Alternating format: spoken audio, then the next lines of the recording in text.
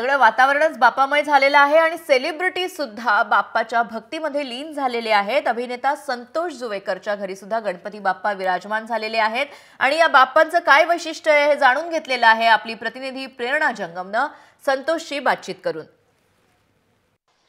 दरवर्षीप्रमाणे संतोष जुवेकरच्या घरी ही बाप्पा आलेले आहेत आणि संतोष नेहमीप्रमाणे एक प्रसन्न वातावरण होतं जेव्हा बाप्पा आपल्या घरी येतात।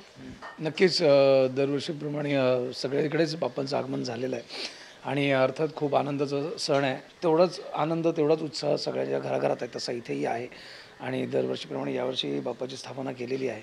1.5 दिवसाचा गणपती आहे, त्यामुळे हे 2 दिवस फक्त बाप्पासाठी आणि बाप्पासाठीच। आणि दरवर्षीप्रमाणे एक सिंपल असं डेकोरेशन तुझ्याकडे नेहमी पाहायला मिळतं, तर यावर्षीच्या डेकोरेशनबद्दल आणि या सजावटीबद्दल थोडं काय? काही जशी तयारी डेकोरेशन जरा यावेळेला करायला वेळ नाही मिळाला, आणलं बाहेरून, पण बाकी सजावट जी काय करता येईल तेवढी केलेली आहे आणि साधं सिंपल आणि छानसं असं करण्याचा हा एक हेतू असतो। त्यामागे फार उगाच एक्स्ट्रा काहीतरी करून आणि उगाचच मला वाटतं त्या गोष्टीनंतर मग त्या निर्माल्य म्हणून मग आपण त्याचा कचरा फार होतो त्या गोष्टीचा, त्यामुळे साधं सिंपल करावं असं माझं म्हणणं आहे।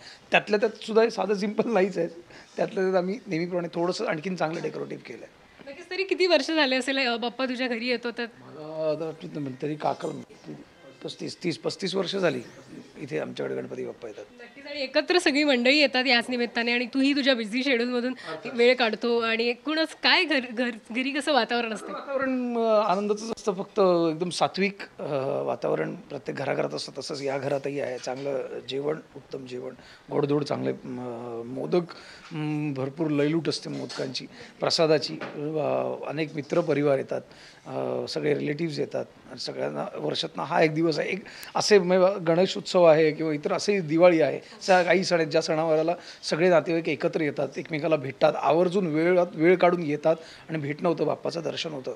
हाच एक आनंदाचा क्षण आहे।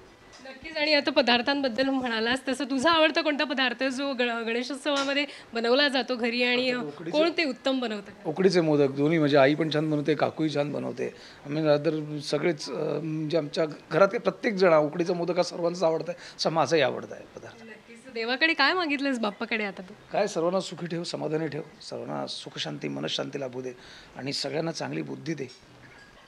नक्कीच। जाता जाता होऊन जाऊ दे एकदा गणपती बाप्पा मोरया।